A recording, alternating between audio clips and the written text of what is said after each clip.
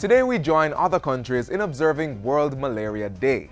Though Jamaica doesn't have local transmission of malaria, nor had an outbreak since 2006, government, through the Ministry of Health, is being vigilant in its preventative measures against the disease.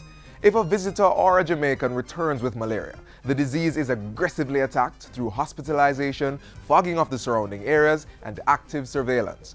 For more information on malaria and the Anopheles mosquito which carries the parasite that causes the disease, visit the World Health Organization website. Hello and welcome to another edition of Jamaica Magazine. I am Theodore Henry, your host for today's show. We have a lot more lined up for you, so please stay with us.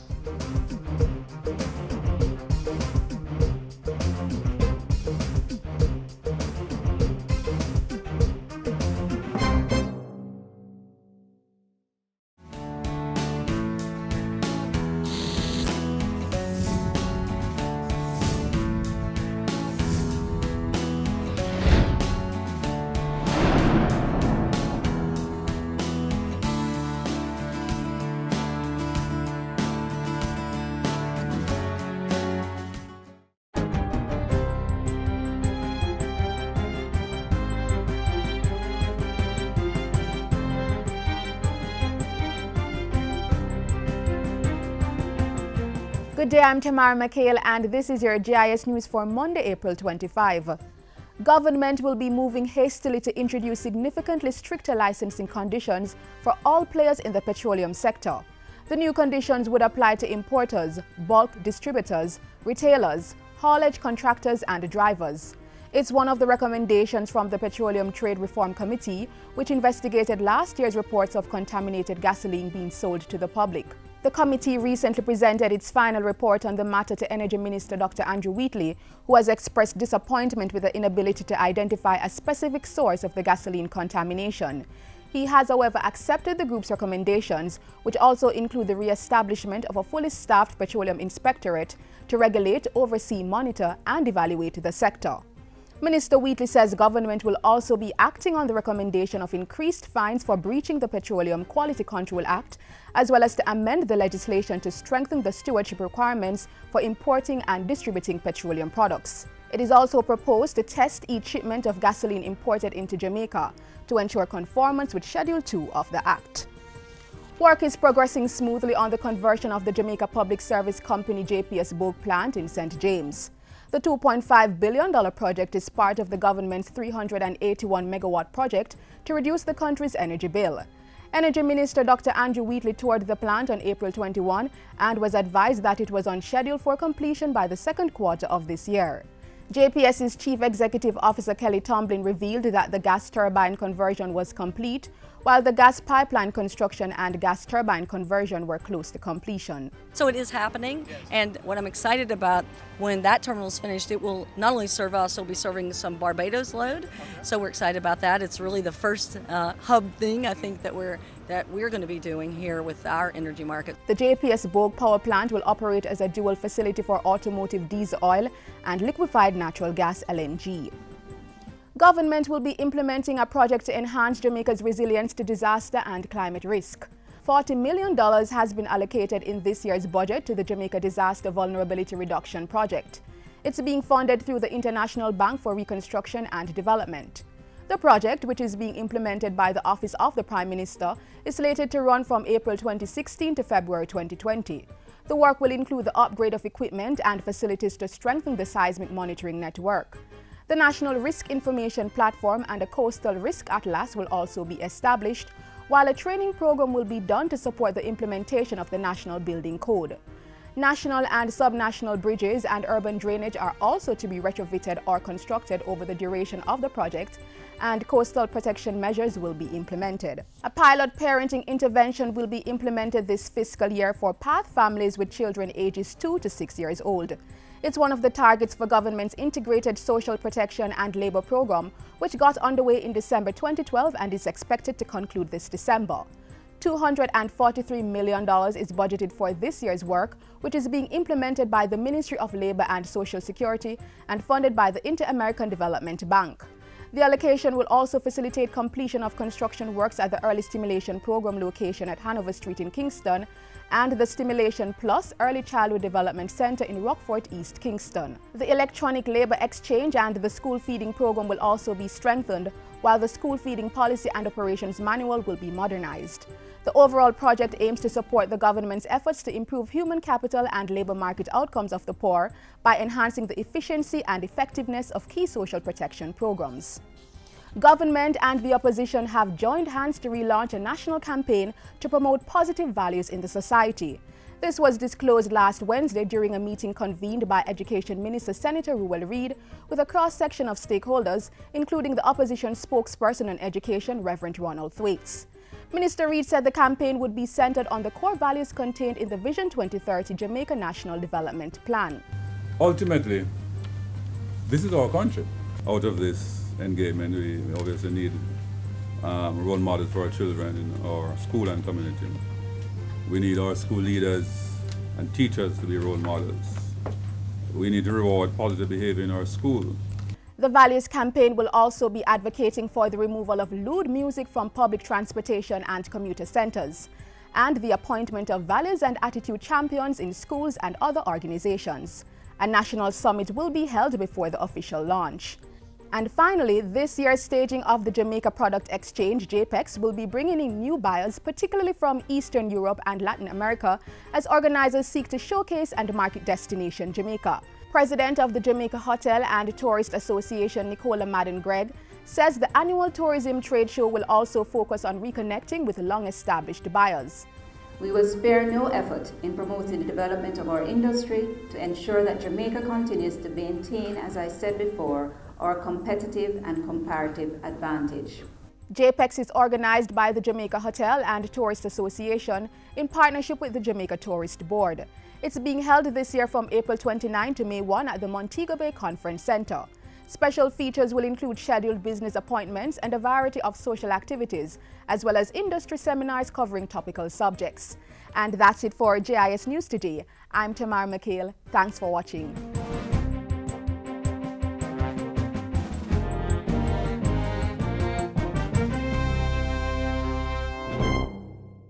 Experiencing flu-like symptoms such as coughing, fever, or runny nose? Has it caused severe aches and pains? Is it difficult to breathe? Have you been feeling dizzy?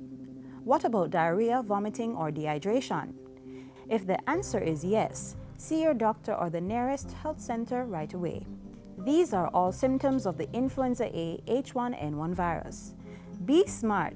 Seek medical attention today.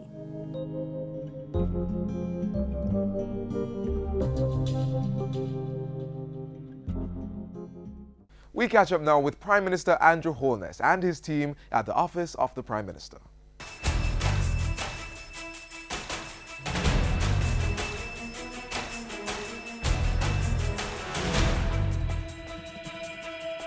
Prime Minister convenes meeting with business sector, greater investment in tourism, and Prime Minister calls for update on earthquake preparedness. With Jamaica House Weekly, I'm Lorraine Mendez. Prime Minister Andrew Holness has promised to continue government support of the business sector. Mr. Holness made his pledge during a meeting with a delegation from the Private Sector Organization of Jamaica, led by its president, William Mafood. The April 18 meeting focused on a number of issues, including energy costs, immigration, access to CARICOM markets, and subsidies. Prime Minister Holness was joined by members of his cabinet, including Ministers Johnson Smith, Vaz, Samuda, and Wheatley. Increasing tourism investments on the island was the topic of discussion when Prime Minister Holness met with representatives of the Ocherius-based Moon Palace Jamaica Grand Hotel. At Tuesday's meeting, Mr. Holness committed his government to reducing bureaucracy to fast-track greater investments in the island's tourism product. Meanwhile, Moon Palace's Executive Vice President Gibran Chapoor said the hotel was moving ahead with its plan to invest another $300 million into the island. The remodeled all-inclusive hotel was officially opened to the public last December. By Wednesday, Prime Minister Holness was talking deepening ties with Ghana when he met with that country's ambassador. He also responded to questions posed in an interview with journalist Abka Fitzhenley. Jampro's publication, Financial Times, also conducted an interview with the Prime Minister on Wednesday. On Thursday, the head of government called in the Office of Disaster Preparedness and Emergency Management, OPM, to get an update on the country's readiness in the event of an earthquake. Prime Minister Andrew Holness was reacting to Wednesday's 6.9 magnitude earthquake, which rocked Barbados and sent tremors to St. Vincent and the Grenadines. The chairman of the National Disaster Preparedness Committee said he wanted to ensure that the public, first responders and relief agencies were prepared for any natural disaster. The Prime Minister also pledged Jamaica's support to the people of both countries. At the end of the work week, Prime Minister Andrew Holness met with His Imperial Highness Prince Ermias Salih Selassie.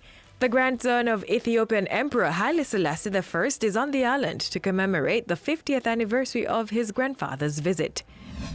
And finally, the Office of the Prime Minister says the National Identification System NIDS project remains on track for full implementation by 2020. Project Director Denzel Plummer says the project, which began in 2011, is on schedule to meet its original completion date of 2020.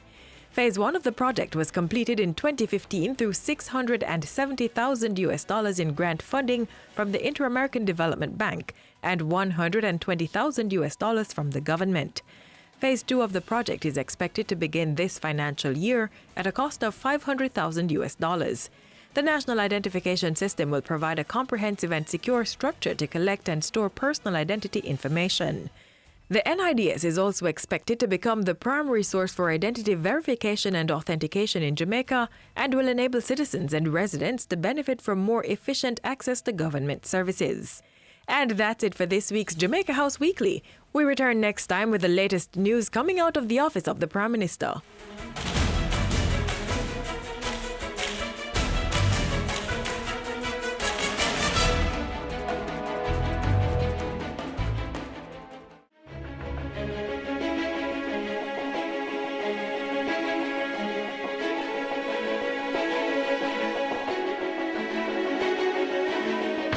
Developmental planning must precede construction. Risk analysis must inform all our actions.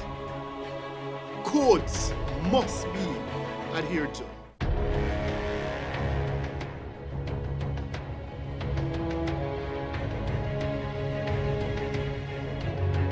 Construction must be sound. And of course, where construction is done outside of the codes, statutes and regulations, then enforcement must come into play.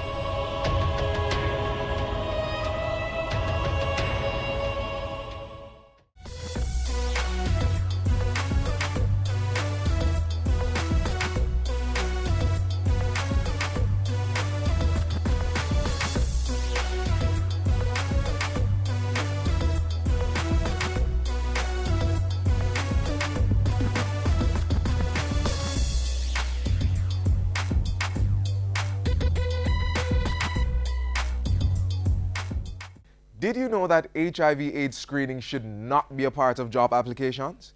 Did you also know there should be no discrimination against workers based on their HIV status?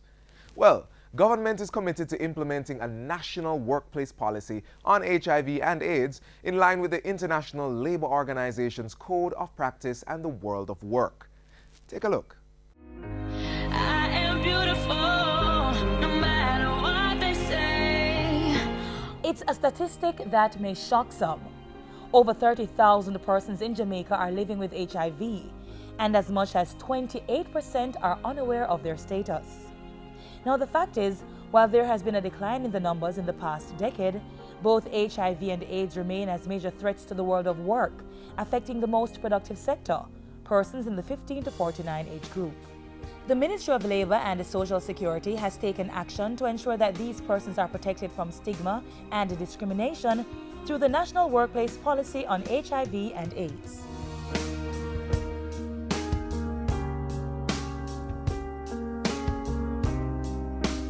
Jamaica is fast becoming the place of choice to do business, and as par for the course, the condition of our working environment is continuously evolving.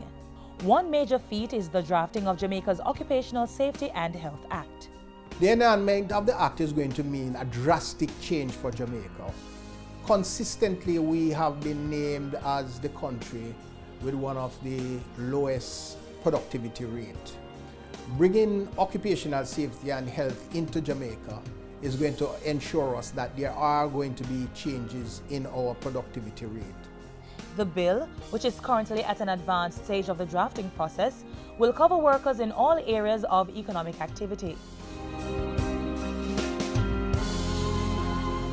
The National Workplace Policy on HIV and AIDS was approved by Parliament in July 2010.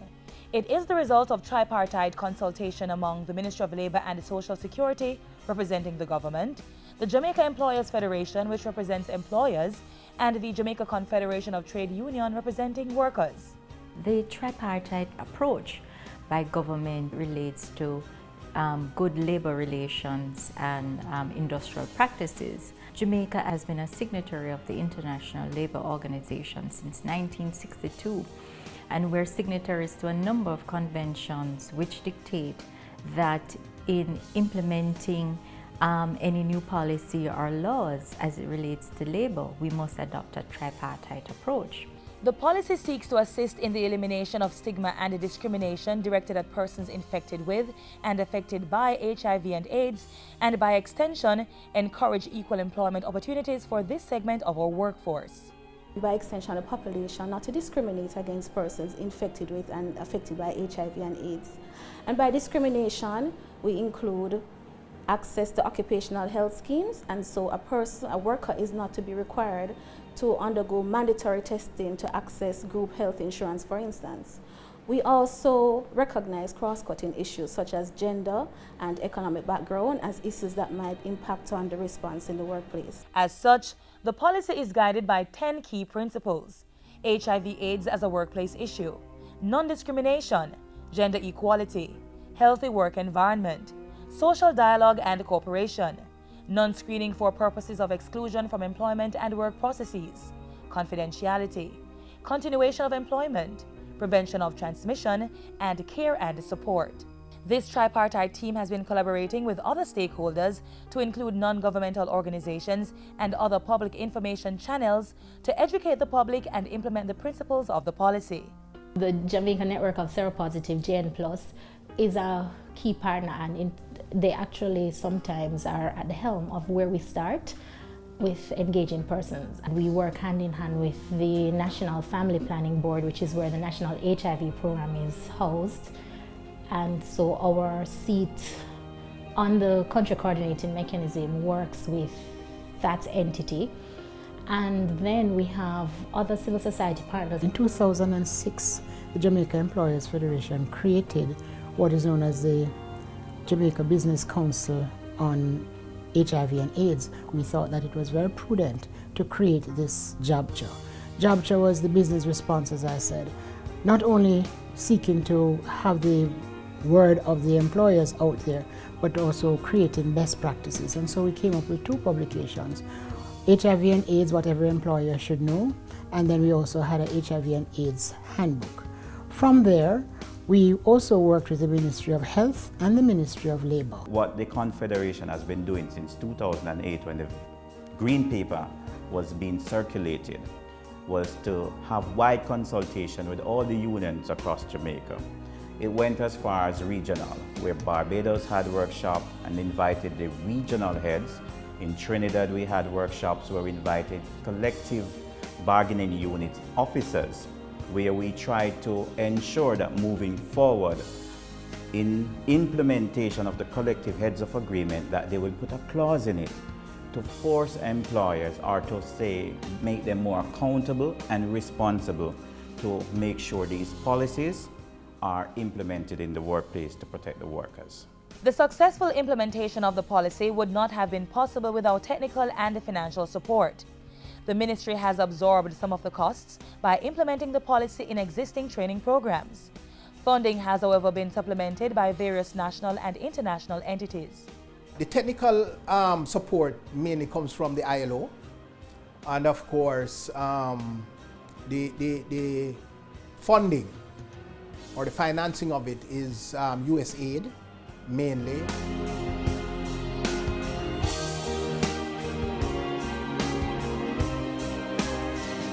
the implementation of the National Workplace Policy is a work in progress. Under the Ministry's Voluntary Compliance Initiative, companies are periodically assessed to ensure they meet the expected requirements. Additionally, the policy is subject to review over a 5-year period by an independent team of the National HIV and STI Program in collaboration with the tripartite team. Sanctions will be outlined for any company that breaches the principles. The enforcement mechanism for ensuring adherence to the principles outlined in the policy will be fully in place when regulations treating with HIV and AIDS are appended to the OSH Act. For the time being, the Ministry of Labour and Social Security encourages employers and workers alike to support the spirit of the policy in good faith in all aspects of the work relationship. Voluntary compliance certificates have been awarded to entities for their demonstrated awareness of HIV and AIDS as a workplace issue, as well as those which have taken steps to address other safety health-related hazards. The VCP will be fully implemented when the OSH Act bill is enacted. The National Workplace Policy on HIV and AIDS is set to transform the working environment across Jamaica, and everyone will need to play a role by engaging the process of change to ensure decent work for all workers. So let's play our part in ensuring the safety and health of our nation's workers, which will impact overall productivity and our economic development agenda. Jamaica's National Workplace Policy on HIV and AIDS, a bold step towards equal rights and sustainable development.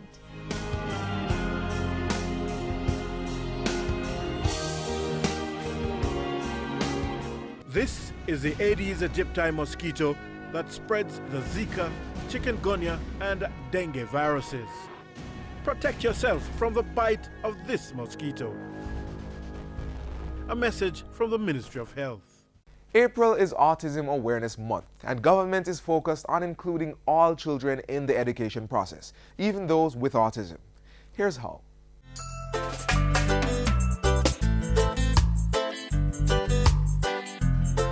There's much more to educating our children than confining them to textbooks or curricula. Every child has their learning style, and sometimes it's made difficult when it's compounded with a learning disorder. Hello, I'm Carrie Ann Smith. The number of diagnosed cases of autism in Jamaica is on the increase, and the Ministry of Education, Youth and Information is tasked with the responsibility of ensuring that provisions are in place to facilitate the learning of these students. With me is Acting Assistant Chief Education Officer in the Special Education Unit in the Ministry, Mrs. Ann Newman. Welcome. Thank you, Carrie. All right, so let's get into it. What are the numbers as it relates to the increase in autism in schools? Okay. The Center for Disease Control in the United States suggests that there's a ratio of 1 in every 6 to 8 births. When that is applied to a Jamaican birth rate in Jamaica, it means that as many as 500 odd students or children could be born with autism. Okay.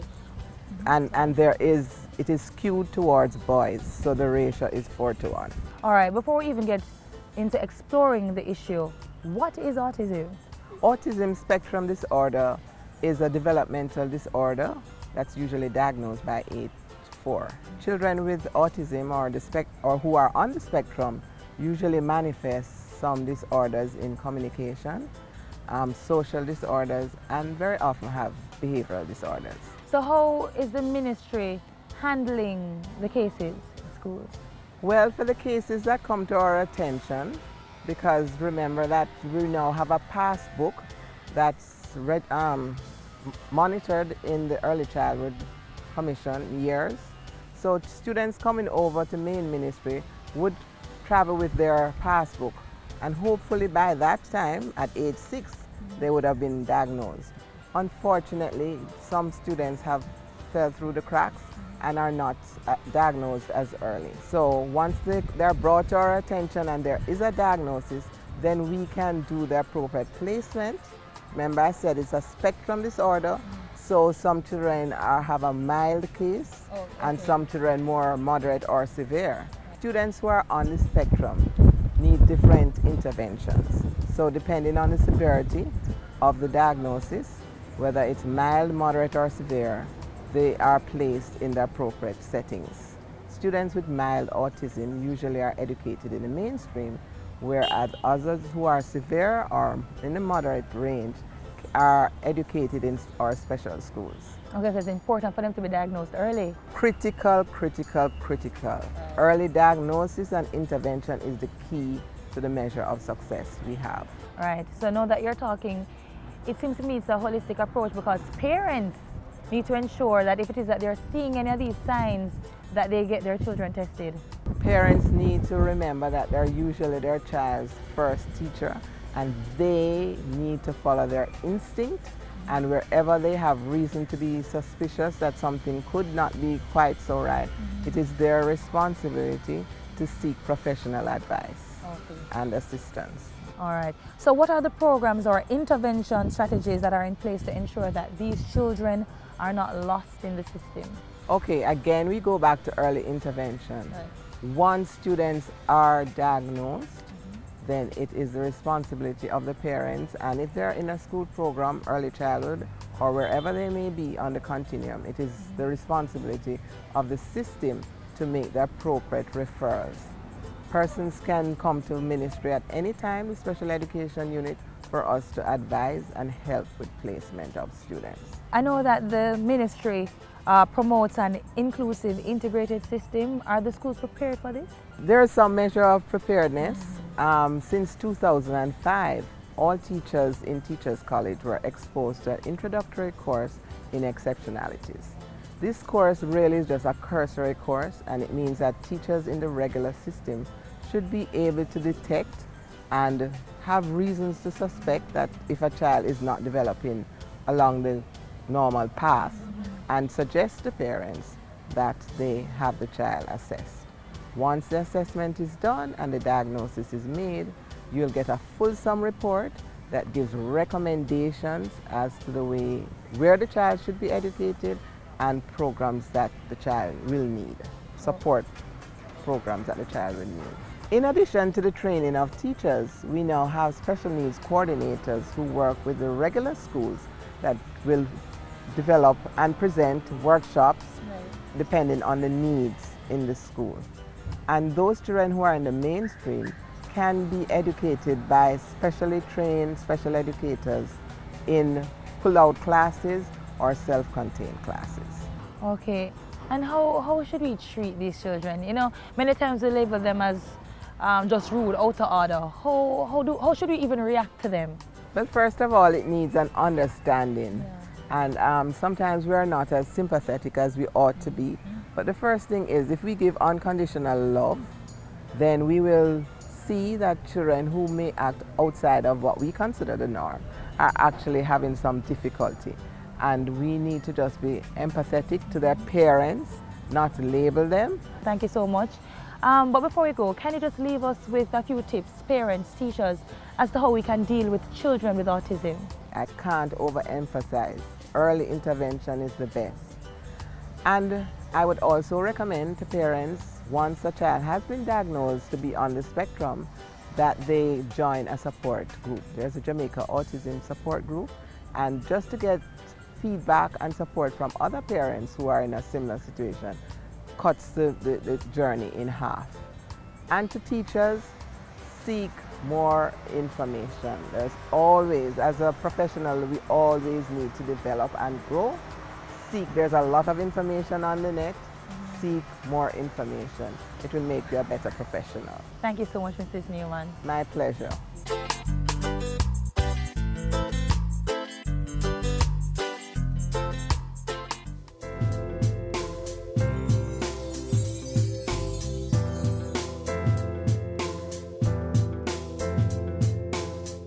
And that's how we draw the curtains down on another edition of Jamaica Magazine. I do hope you join us tomorrow, round about the same time, for more programs geared towards improving your life. Keep the lines of communication open. Email us, add us up on Twitter, like us on Facebook, or visit our website and YouTube page. You may also download our mobile app from the Google Play Store. On behalf of the entire team here at the JIS, I'm Theodore Henry. Thank you for watching.